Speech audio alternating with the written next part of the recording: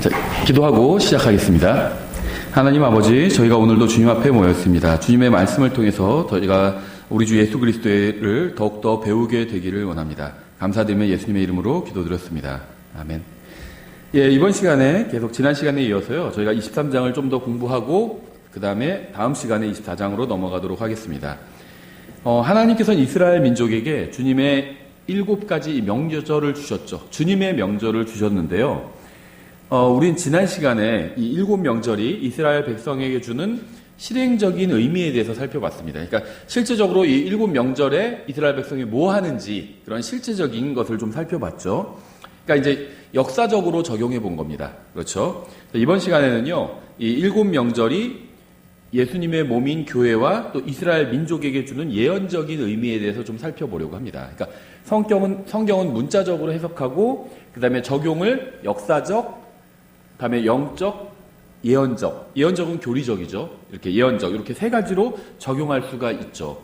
이 명절들도요, 저희한테 이제, 당연히 다 영적으로 적용이 되는데요.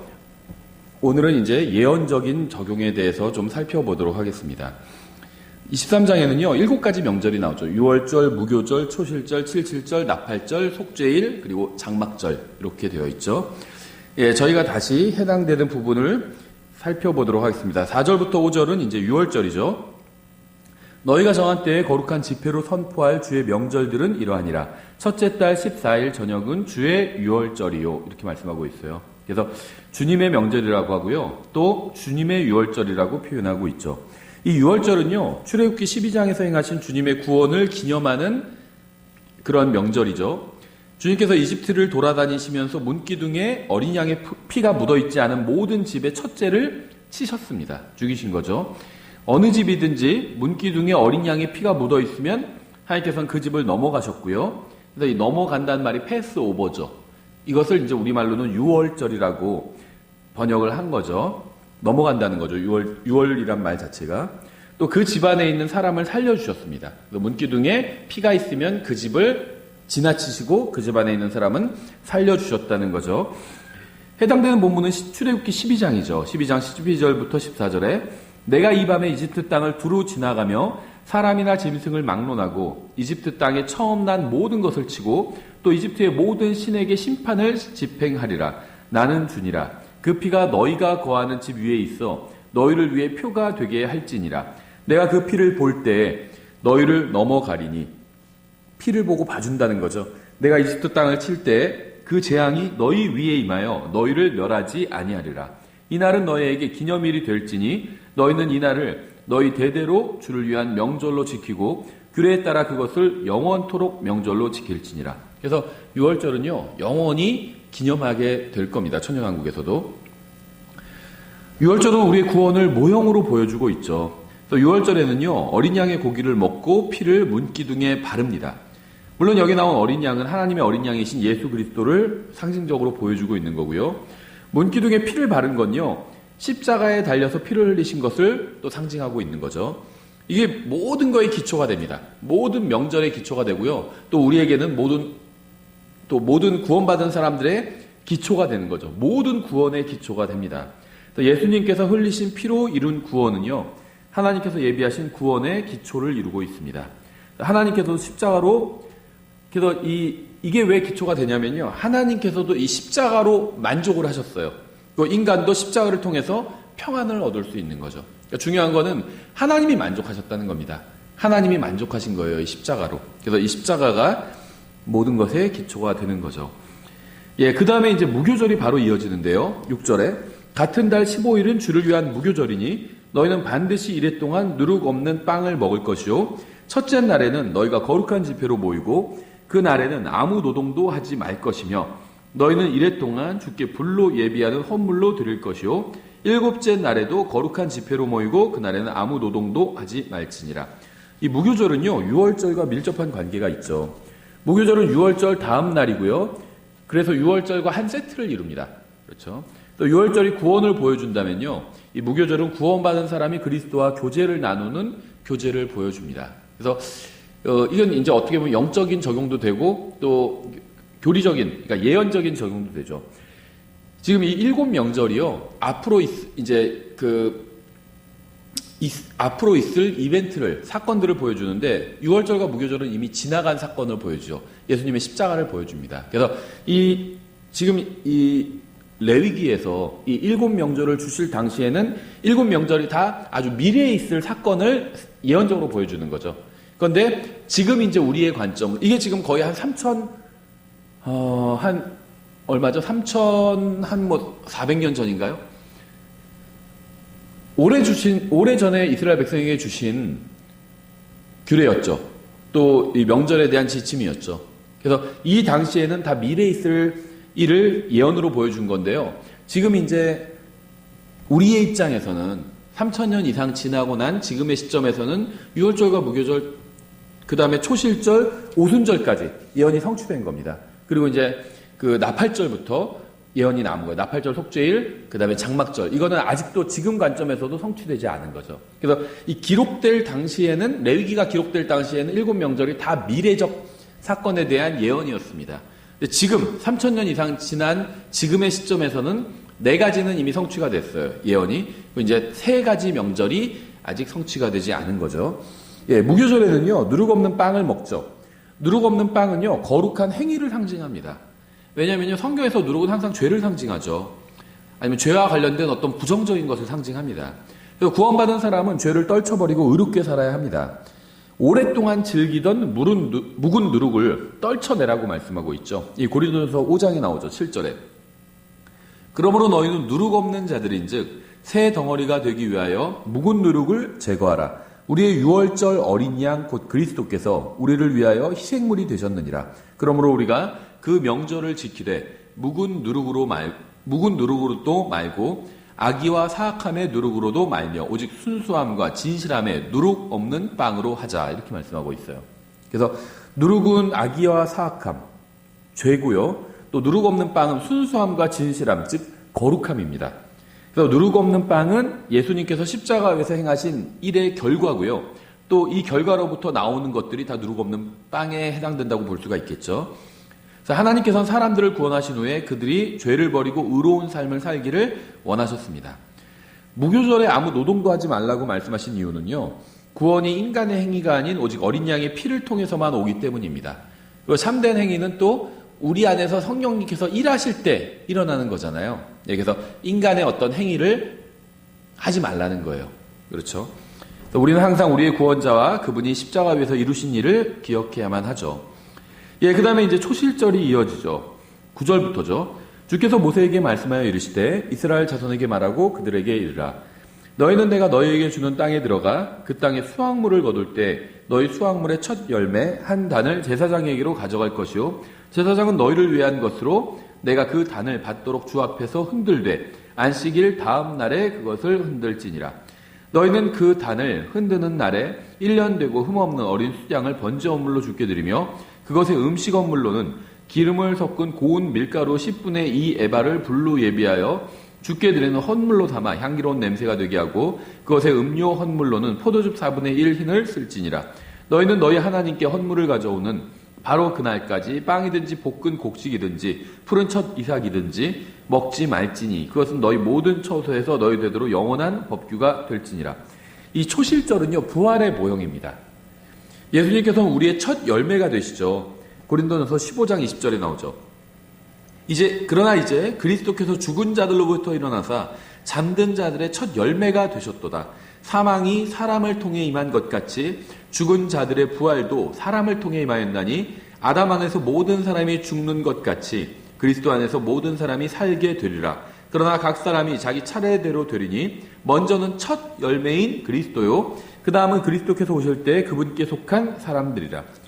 유월절은 예수님의 죽음을 상징하고요. 초실절은 예수님의 부활을 상징합니다. 주님께서 첫 열매가 되시고 주님께 속한 사람들은 그 다음이 되어서요. 모두 하나님께서 거두시는 풍성한 수확이 되는 거죠. 야고보서 1장 18절 이렇게 되어 있어요. 그분께서 자신의 뜻에 따라 진리의 말씀으로 우리를 낳으셨으니 이것은 우리가 그분의 창조물 중에 첫 열매 종류가 되게 하려 하심이라. 이렇게 말씀하고 있어요. 우리를 첫 번째로 쳐주신다는 겁니다. 창조물 중에 구원받은 사람들, 교회를. 그래서 구약 성도들도 복되고 환란 성도들도 복되겠지만 가장 복된 사람들은 교회예요. 신약 성도들입니다. 왜냐하면 우리를 첫 열매 종류가 되게 해주신다는 겁니다. 그렇죠. 주님이 첫 열매가 되시는데 거기에 우리도 동참하게 된 거예요. 초실절에는요, 음식언물과 음료언물은 있지만 죄언물은 없습니다. 예수님께서는 죄 문제를 모두 해결하시고 부활하셨기 때문이에요. 이 초실절은 부활을 상징하기 때문입니다. 죄는 예수님의 부활이 아닌 죽음과 관련이 있어요. 주님께서는 우리 모두의 죄로 인해서 죽으셨고 이것이 바로 유월절이 보여주고 있는 거죠. 우리는 주님의 죽음으로 인해서 하나님께 받아들여지는 첫 열매가 되었고요. 이것은 초실절과 관련이 있습니다. 초실절에는요, 그 땅에 수확물을 드려야 하기 때문에 이제 이스라엘 백성들의 실제적인 의미에 있어서는 가나안에 들어가서 지키는 명절인 거죠. 이것은요, 구원받은 사람이 먼저 주님 안에서 평안을 찾고 안식하는 것을 모형으로 보여줍니다. 그러니까 이제 그 가나안에 이스라엘 백성이 들어가서 그때서야 이제 초실절을 지켰잖아요. 근데 가나안에 들어가서는 이제 원래는 평안이 기다리고 있는 거였잖아요. 하나님의 말씀에 순종한다면, 말씀대로 산다면 평안이 기다리고 있는 거죠. 그래서 이 초실절은 이제 주님 안에서 그리스도인들이 평안을 찾는, 안식하고 있는 이런 것도 보여주고 있다는 겁니다. 예수님께서 우리가 싸워야 될 전투를 대신 치러주셨어요. 주님께서 우리에게 승리와 평안을 주셨죠. 우리는 그래서 주님께서 주신 이 승리 위에 서 있으면 되는 거죠. 예, 그 다음에 77절, 오순절이죠. 15절부터 이어지죠. 너희는 너희를 위해 그 안식일 다음날 곧 너희가 요제 헌물의 단을 가져온 날부터 세워서 7 안식일을 지키고 77에 49일이 된 거죠. 7째 안식일의 다음 날까지 50일을 세워서 새 음식 헌물을 주께 드릴지니라. 오순절이 나오는 거죠. 너희는 너희 처소에서 10분의 2 에바로 만든 흔드는 빵 2개를 가져올지니 그것들은 고운 밀가루에 누룩을 넣어 구운 것이요 주께 드리는 첫 열매니라. 너희는 또 그 빵과 함께 1년 되고 흠없는 어린 양 7마리와 어린 수소 1마리와 수양 2마리를 드릴 때 그것들의 음식언물과 음료언물과 함께 주께 드려서 번제언물로 삼을지니 그것은 불로 예비하는 헌물로 주께 향기로운 냄새니라. 또 너희는 염소 새끼 1마리를 죄언물로 희생시키며 1년 된 어린 양 2마리를 화평 헌물의 희생물로 희생시킬 것이요 제사장은 첫 열매의 빵과 또 어린 양 2마리와 함께 그것들을 주 앞에서 흔들어 요제언물로 삼을지니 그것들은 제사장을 위하여 주께 거룩하게 되리라. 바로 그날에 너희는 그것이 너희에게 거룩한 집회가 되도록 선포하고 그날에 아무 노동도 하지 말지니 그것은 너희 모든 처소에서 너희 대대로 영원한 법규가 될지니라. 그래서 오순절은요, 당연히 50이라는 의미죠. 77은 49, 77은 49일이라는 의미고요. 그 다음날 오순절, 이거는 50일이라는 의미입니다. 예수님께서 신약 성경에서는요, 그 신약 성경을 보면 예수님께서 부활하신 지 50일째 되는 날을 의미하는 거죠. 그래서 이날 성령님께서는 믿는 사람들에게 임하셨습니다. 그러니까 예수님께서는요, 부활하시고 나서 40일 동안 제자들과 함께 계셨죠. 그리고 40일째 이제 승천하셨죠. 그리고 만약에 사도행전 2장에서 제자들이 성령님을 받은 게 맞다면, 그런 전제하에 이야기 드리는 거예요. 만약에 그게 맞다면 예수님께서 부활하시고 40일간 제자들과 함께 계셨고 40일 만에 승천하셨고요. 그 다음에 열흘 동안 제자들은 이제 기도하면서 모여서 성령님을 기다렸던 거죠. 예, 그래서 성령님께서 이 오순절에 예수님께서 부활하시고 나서 50일 후에 믿는 사람들 안에 들어오셨죠. 그리고 영원히 거주하시는 거죠. 주님께서는 부활하신 후에 40일 동안 제자들과 함께 하시면서 그들을 가르치고 섬기셨습니다. 사도행전 1장 3절에 나와요. 그분께서 순환을 받으신 뒤에 또 자신이 살아계심을 절대 확실한 많은 증거들로 그들에게 보여주시고 40일 동안 그들에게 보이시며 하나님의 왕국에 관한 것들을 말씀하시고 이렇게 얘기하고 있죠. 하나님의 왕국에 관한 것들을 말씀하셨어요. 왕국에 관한 것들. 이 세상 정치나 뭐 이런 거 말씀하신 게 아니죠. 왕국에 관한 것들을 말씀하셨습니다. 10일 동안 제자들은 함께 모여서 기도했고요. 결국 성령님을 받았습니다. 이 16절에 나오는 새 음식 헌물은요, 흔드는 빵 2개고요. 이것은 유대인과 이방인이 침례를 받아서 한 몸 안으로 들어오는 것을 상징적으로 보여줍니다. 고린도전서 12장 13절 우리가 유대인이나 이방인이나 매인자나 자유로운 자나 모두 한 성령에 의해 침례를 받아 한 몸 안으로 들어왔으며 모두가 마시게 되어 한 성령 안으로 들어왔느니라. 이렇게 말씀하고 있죠. 또 에베소서에서도 같은 진리를 말씀하고 있어요. 2장 18절에서 그분을 통하여 우리 둘이 한 성령을 힘입어 아버지께로 나아감을 얻나니 그러므로 이제 너희는 더 이상 낯선 자와 외국인이 아니요. 왜냐하면 에베소 교회에 보내는 편지죠. 에베소 교회 성도들은 이방인 출신이죠. 사도 바울은 유대인 출신이에요. 그래서 우리 둘이라고 표현한 건 유대인인 자기와 이방인인 그들을 말하는 거죠. 이제 너희는 더 이상 낯선 자와 외국인이 아니요 오직 성도들과 더불어 동료 시민이요 하나님의 집안에 속한 자들이며 또 사도들과 대언자들의 기초 위에 세워진 자들이니라. 사도들과 대언자들, 유대인들이죠. 이 사람들의 기초 위에 세워졌어요. 이방인들이. 한 몸을 이뤘다는 거죠. 기초 따로, 기둥 따로가 아니잖아요. 한 집을 이루고 있는 거죠. 예수 그리스도께서 친히 으뜸 모퉁이 돌이 되시나니 그분 안에서 모든 건물이 꼭 맞게 함께 뼈대를 이루어 주 안에서 한 거룩한 전으로 자라가고 그분 안에서 너희도 성령을 통해 하나님의 처소로 함께 세워져 있느니라. 오순절은요, 구원받은 사람에게 임하시는 성령님을 상징적으로 보여줍니다. 그래서 이 7가지 명절 중에서 4가지 명절은 이미 성취된 겁니다. 교회 시대에서. 그리고 이제 3가지 명절이 남은 거죠. 그런데요, 좀 우리가 생각해 볼 게 하나가 있죠. 무교절에는 누룩 없는 빵을 먹었어요. 무교절에는 누룩 없는 빵을 먹었습니다. 왜냐하면 누룩은 항상 죄, 악한 것, 무슨 거짓교리 이런 것들을 상징하죠. 잘못된 걸 상징합니다. 누룩은 죄와 관련이 있어요. 그래서 그 유월절을 통해서 구원받은 사람은 이제 무교절에 주님과 교제를 나누는 걸 무교절이 상징하잖아요. 주님과 교제를 나누려면 누룩이 없어야 돼요. 죄가 없어야 됩니다. 죄를 지었으면 어떻게 해요? 다시 용서를 구하면 돼요. 그러면 주님과 또 교제가 되는 겁니다. 죄를 지으면 어떻게 돼요? 교제가 또 안 되는 거예요. 근데 죄를 또 하나님 앞에 나와서 용서를 구하면 또 다시 주님과 교제를 할 수 있습니다. 누룩이 없어야 돼요. 그런데 이제 17절에서는요, 문제는 뭐냐면 여기서는 오순절엔 누룩을 넣어서 빵을 구우라고 말씀하고 있어요. 누룩이 있어요. 그렇죠. 누룩이 있습니다. 왜 그럴까요? 이 오순절은 성령님께서 교회에 임하시는 것을 상징하잖아요. 그래서 이제 교회 시대를 상징하고 있어요. 오순절은. 근데 교회에는요, 교회가 이 지상에 있는 한은 교회 안에 악이 있어요. 누룩이 있습니다. 그걸 지금 예언적으로 보여주고 있는 거예요. 누룩이 죄가 있어야 된다는 말이 아니라 죄가 있다는 것을 예언적으로 보여주고 있는 겁니다. 사도행전 5장에 보면, 예를 들면 이제 사도행전엔 교회의 이야기가 나오잖아요. 사도행전 5장에서는 믿는 사람이 성령님께 거짓말을 했고 벌을 받았죠. 아나니아와 삽비라는 불신자가 아니에요. 믿는 사람이었어요. 믿는 사람들. 함께 교회로 모인 사람이고요. 자기 재산을 팔아서 바쳤잖아요.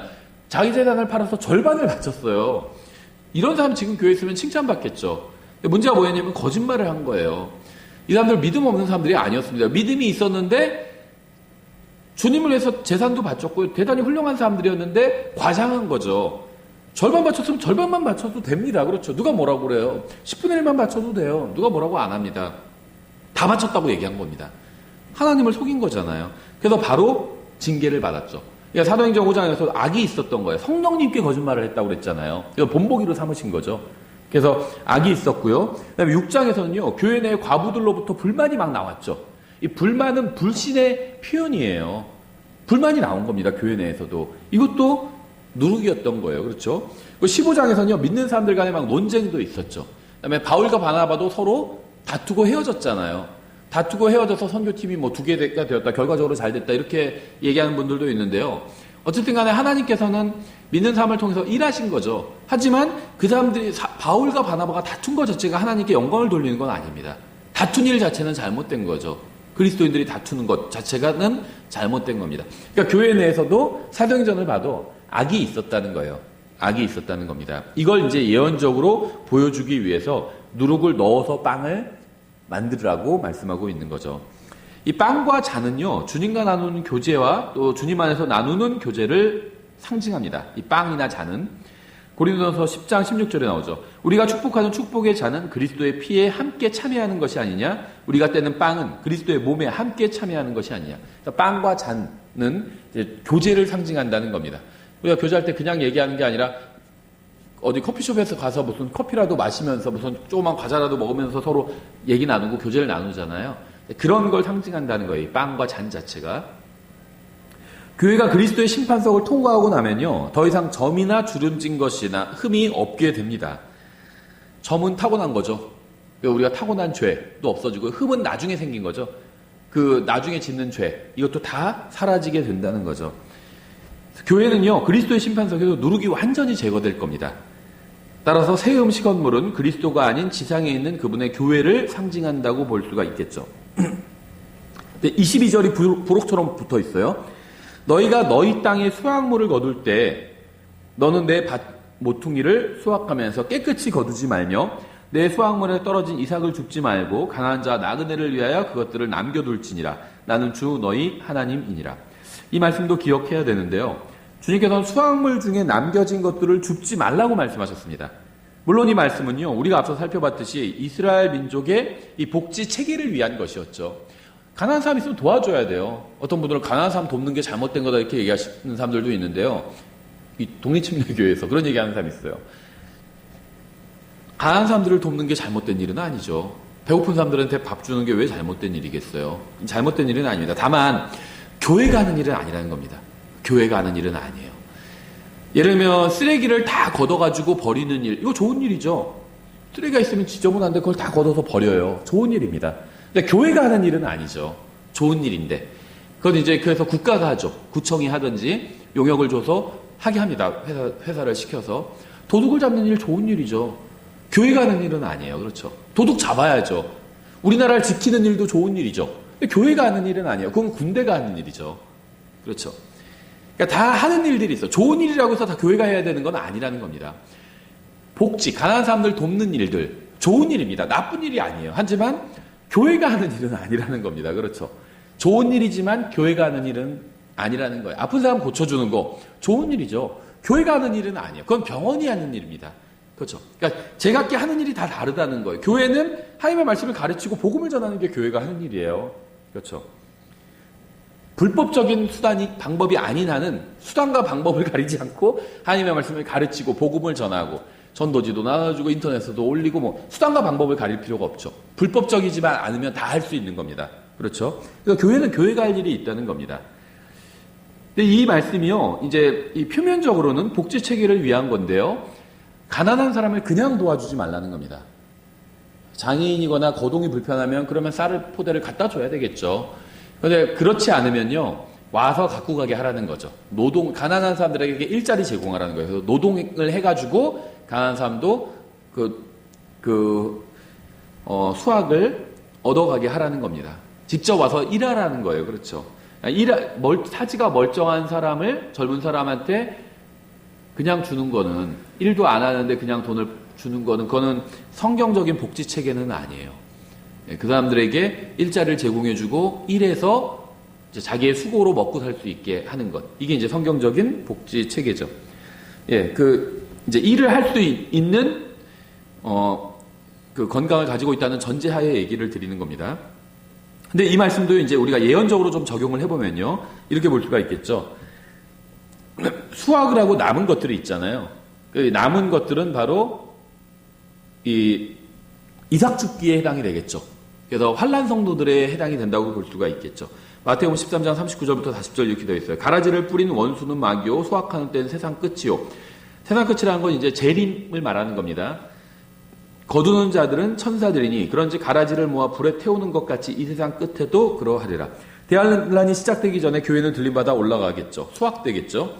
그리고 남은 자들도 대환란 끝에 모아서 수확될 겁니다. 물론 끝까지 믿지 않아서 구원받지 못한 자들은 모두 다 이제 가라지들이라고 성경 말씀하고 있고요. 불태워질 겁니다. 지옥에 던져지게 되겠죠. 예, 그 다음에 이제 나팔절부터는요, 아직 임하지 않은 명절입니다. 예언적으로는 앞으로 미래에 임하게 될 거죠. 23절부터 25절까지 주께서 모세에게 말씀하여 이르시되 이스라엘 자손에게 말하여 이르라. 너희는 일곱째 달 곧 그 달 첫째 날을 안식일로 삼을지니 이날은 나팔들을 불어 기념할 날이요 거룩한 집회 날이니라. 너희는 그날에 아무 노동도 하지 말고 오직 불로 예비하는 헌물을 주께 드릴지니라. 이 나팔절은요, 미래에 일어날 일을 상징적으로 보여주고 있는데요.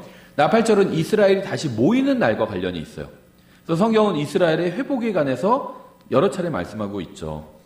로마서 11장 대표적이죠. 25절. 형제들아, 너희가 스스로 지혜로운 것으로 여기지 않게 하기 위하여 이 신비에 대해 너희가 모르기를 내가 원치 아니하노니 그것은 곧 이방인들의 충만함이, 이방인들의 수의 충만함이 아니에요. 칼빈주의자들이 그런 식으로 해석하죠. 이방인들의 수의 충만함. 그래서 믿기로 예정된 사람, 구원받기로 예정된 사람들이 다 차면 주님께서 오실 것이다. 이런 식으로 얘기하는데요. 잘못된 거죠. 이방인들의 충만함입니다.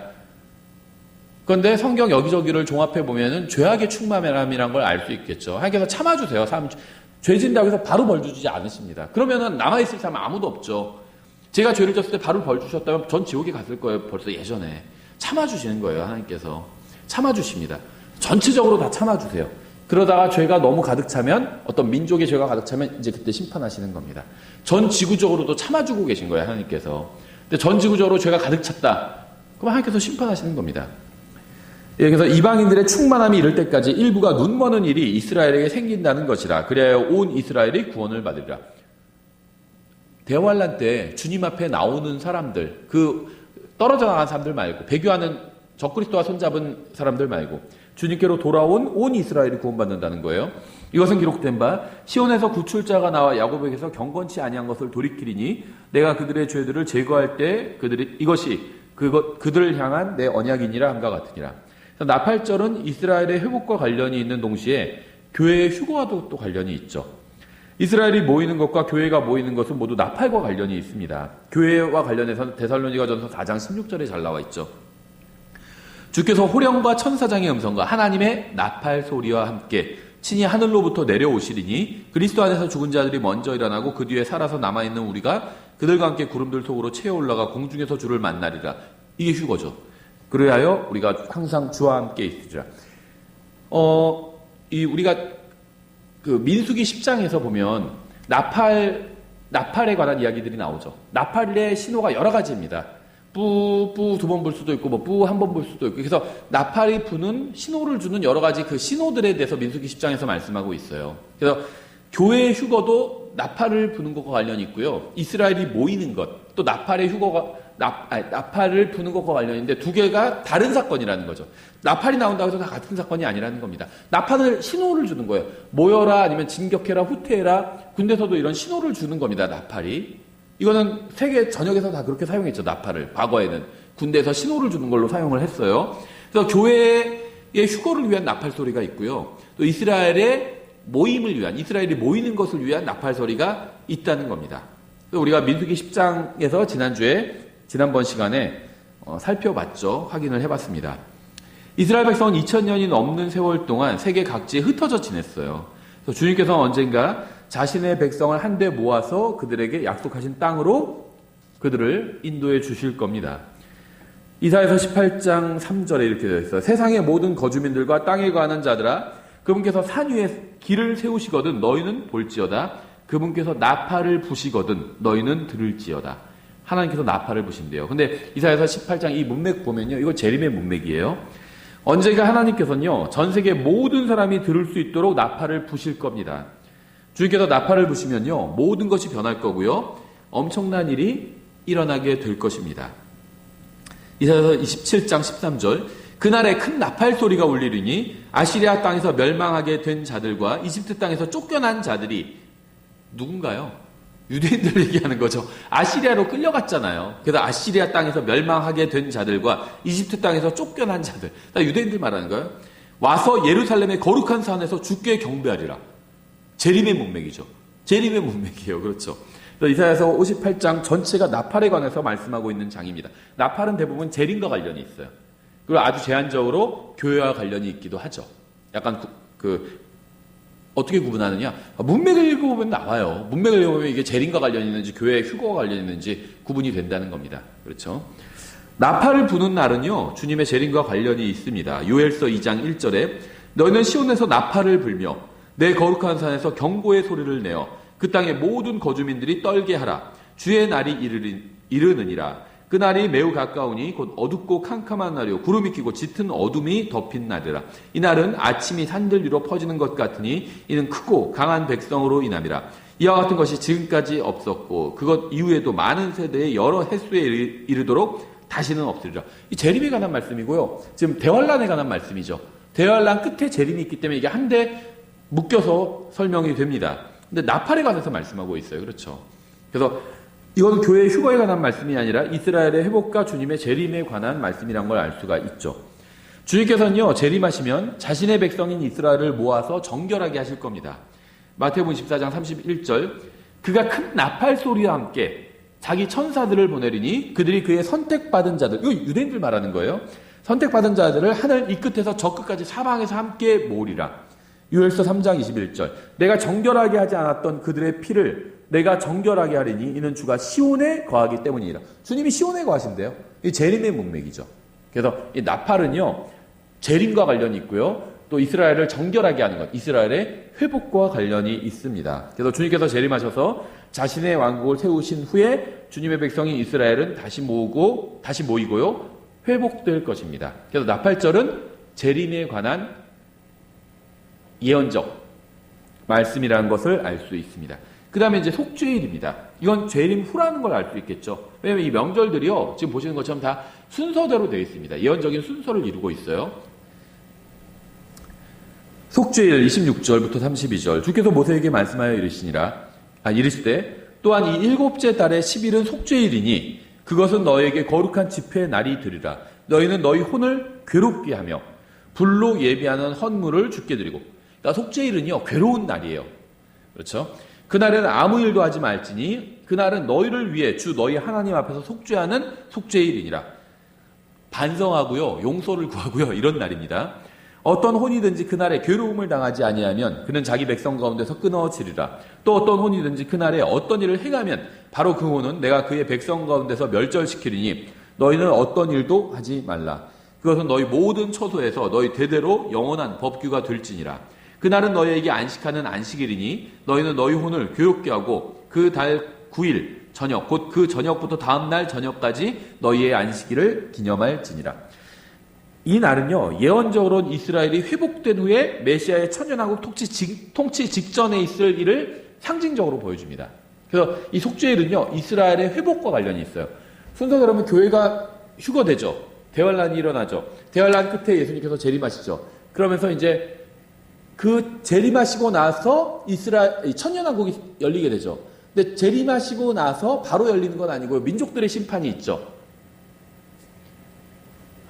그리고 아마 민족들의 심판이 있기 후라고 봐야 될까요? 저도 정확히 생각을 해본 적은 없는데, 민족들의 심판이 있고요, 재림하고 나서 민족들의 심판이 있고, 그리고 이 속죄일 행사가 있는 겁니다. 이스라엘 백성이요, 주님을 버렸었잖아요. 근데 이제 주님께로 돌아오게 됐잖아요. 대환란을 통해서 매를 맞고 돌아온 겁니다. 그리고 나서는 이제 용서를 구하는 거예요. 주님, 저희가 너무 잘못했습니다. 그리고 나서 이제 주님과의 관계가 완전히 회복되고 나서 천년왕국으로 들어가는 겁니다. 이것을 이제 상징적으로 보여주는 것이 속죄일이에요. 예언적으로는. 요엘 2장 1절부터 11절은요, 주의 날에 관한 예언이죠. 다 인용하지 않고요, 요엘서 2장 1절과 11절만 앞과 뒤만 인용해 볼게요. 너희는 시온에서 나팔을 불며, 나팔과 관련 있죠. 재림이죠. 내 거룩한 산에서 경고의 소리를 내어 그 땅의 모든 거주민들이 떨게 하라. 주의 날이 이르느니라. 그 날이 매우 가까우니. 11절, 주께서 자신의 군대 앞에서 친히 목소리를 내시리로다. 그분의 진영은 심히 크며 자신의 말씀을 집행하시는 이는 강하시도다. 주의 날이 크고 심히 두려우니 누가 그 날을 견디리요. 그래서 요엘서 2장 1절부터 11절까지는요, 주님의 날에 관한 설명이죠. 그래서 1절부터 11절에서 주님은 재림을 하시고요, 이제 12절이 재림 이유를 다루고 있는 겁니다. 그래서 요엘서 2장 1절부터 11절은 재림을 다루고요, 그 다음에 12절부터는 재림 이유를 다루고 있는데요, 여기서 주님의 백성의 애국하는 게 나옵니다. 이게 속죄일과 관련이 있다는 거예요. 속죄일은 용서를 구하는 날이에요. 자기를 괴롭게 하는 날이고 반성하는 날입니다. 자기를. 그래서 그 요엘서 2장에서도 이게 예언적으로 순서가 맞다는 거예요. 12절부터 쭉 읽어보면요, 요엘서 2장 12절, 11절까지는 재림이었어요. 12절의 분위기를 보세요. 재림 이후의 분위기. 기뻐하죠. 근데 기뻐하기 전에 먼저 반성해야 돼요. 우리도 하늘에 올라가죠. 어린 양의 혼인식에 참여하게 되죠. 근데 그러기 전에 그리스도의 심판석을 거쳐야 됩니다. 반성해야 돼요. 먼저 반성하고 나서 잘못 산 거에 대해서, 잘 주님을 위해서 산 거에 대해서는 상급을 받겠죠. 반성하는 자리가 있어야 돼요. 그리고 나서 어린 양의 혼인식, 이제 기쁨의 자리가 있는 거죠. 유대인들 마찬가지예요. 속죄일이 먼저 있습니다. 그리고 나서 주님 앞에 반성하고 나서 그 다음엔 천년왕국으로 제사장 국가가 되는 거죠. 유엘서 2장 12절 주께서 이르시되 그런즉 너희는 이제 또한 금식하고 슬피 울고 애곡하며 너희 마음을 다하여 내게로 돌아오라. 이스라엘의 회복이에요. 속죄일. 사실이니 너희 옷을 찢지 말고 겉으로 그냥 회개하는 척하지 말라는 거예요. 옷을 찢는 건 회개의 상징입니다. 너희 옷을 찢지 말고 너희 마음을 찢으며 마음으로 진짜로 마음으로 돌아오라는 거예요. 그렇죠? 주 너희 하나님께로 돌아올지어다. 그분은 은혜로우시며 긍휼이 많으시며 은혜라는 건 받을 자격이 없는 자에게 선물을 주시는 거죠. 긍휼이라는 거는 매를 맞아야 되는데 매를 안 치신다는 겁니다. 은혜로우시며 긍휼이 많으시며 분노하기를 더디하시며 이 세 가지 이유로 인해서 우리가 구원받은 거잖아요. 하나님께서 의로우시지만 그것으로 인해서 우리가 구원받은 게 아니라 은혜로우시고 긍휼이 많으시고 분노하기를 더디하시기 때문에 우리가 구원받은 겁니다. 큰 친절을 베푸사 재앙에서 뜻을 돌이키시리나니 그분께서 돌아오사 뜻을 돌이키시고 곧 주 너희 하나님께 드리는 음식 헌물과 음료 헌물을 자신의 뒤에 남겨두실지 누가 아느냐. 시온에서 나팔을 불어 금식하는 일을 거룩히 구별하고 엄숙한 집회를 소집하라. 백성을 모으고 회중을 거룩히 구별하며 장로들을 소집하고 아이들과 젖받은 자들을 모으며 신랑은 그의 방에서 나오게 하고 신부는 그녀의 골방에서 나오게 하라. 제사장들 곧 주를 섬기는 자들은 주랑과 제단 사이에서 울면서 이르기를 오 주여 주의 백성을 용서하옵소서. 속죄일이에요. 주여 상속 백성을 치우게 내두지 마시고 이교도들이 그들을 다스리지 못하게 하옵소서. 어찌하여 그들이 백성 가운데서 그들의 하나님이 어디 있느냐고 말해야 하리까 할지어다. 그래서 이 말씀은요, 주님의 재림 위에 있을 이스라엘의 회복에 관한 것이고요, 속죄일과 관련된 예언입니다. 그렇죠? 스가랴도요, 재림 이후에 있을 이스라엘의 회복이 속죄일과 관련이 있다는 사실을 증언하고 있는데요. 스가랴서 13장 1절에 그날에, 구약에서 예언서에서 그날이라고 하면 다 재림이에요. 그렇죠? 95% 이상은 재림이죠. 그날에 죄와 더러움을 씻기 위한 셈이 다윗의 집과 예루살렘의 거주민들을 위해 열리리라. 재림이 하시고 나서 죄와 더러움을 씻기 위한 셈이 열린 다윗의 집과 예루살렘의 거주민들, 유대인들을 위해서 열린대요. 이스라엘의 회복이고 속죄일인 겁니다. 그래서 속죄일은요, 예언적으로 이스라엘 백성이 자신들의 조상들이 지은 죄, 즉 메시아를 거부한 죄로 인해서 슬퍼하면서 용서를 구하는 날입니다. 이스라엘 백성은요, 이날에 자기들, 조상들이 찌른 주님을 보고 애국할 거예요. 또 주님께서는 이날 자신의 백성인 이스라엘과 완전한 화해를 이루실 겁니다. 스가랴서 12장 9절부터 11절 이렇게 되어 있어요. 또 그날에 내가 예루살렘을 치러 오는 모든 민족들을 멸하려 하리라. 내가 다윗의 집과 예루살렘의 거주민들을 위해 은혜의 영과 간구하는 영을 부어주리니 그들이 나 곧 자기들이 찌른 나를 바라보고 사람이 자기 외아들을 위하여 애곡하듯 그를 위하여 애곡하며 사람이 자기의 처음 난 자를 위하여 쓰라리게 슬퍼하듯 그를 위하여 쓰라리게 슬퍼하리로다. 그날에 마치 무깃도 골짜기에 하다드림몬에서의 애곡과 같은 큰 애곡이 예루살렘에 있으리라. 재림 이후에 애곡이 있다는 겁니다. 예루살렘에서 유대인들이 기뻐해야 될 것 같은데 먼저 기뻐하기 전에 반성부터 하라는 거예요. 그렇죠. 예수님을 거부한 반성을 하라는 겁니다. 그래서 큰 애곡이 있고 그리고 나서 이제 주님 앞에서 기뻐하게 되는 거죠.